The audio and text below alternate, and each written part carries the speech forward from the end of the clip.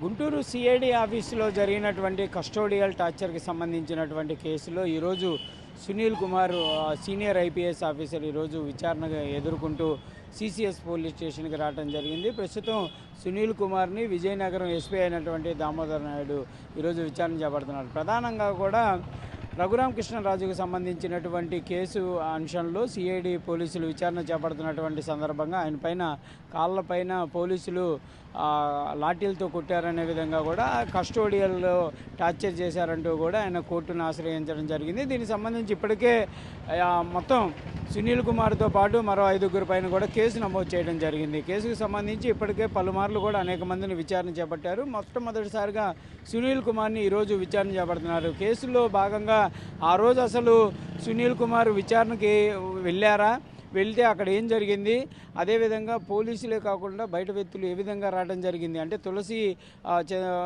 సంబంధించినటువంటి ఆయన వచ్చాడు అనే విధంగా కూడా కొంత ఆరోపణలు చేయడం జరిగినటువంటి నేపథ్యంలో ఆయన పైన కూడా కేసు కట్టడం జరిగింది. అసలు ఆ రోజు విచారణలో ఏం జరిగింది అనే దానిపైన ప్రస్తుతం అయితే విచారణ కొనసాగుతుంది. దీంతోపాటు ఆ రోజు విచారణ జరుగుతున్నటువంటి సమయంలో ఎవరన్నా ఆదేశాలు ఇవ్వడం జరిగిందా, అంటే కేసుకు సంబంధించి విచారణ ఏ విధంగా చేపట్టాలనేది ఆదేశాలు ఇచ్చారా అనే దానికి సంబంధించి కూడా సునీల్ కుమార్ని విచారించేటటువంటి పరిస్థితి కనిపిస్తుంది.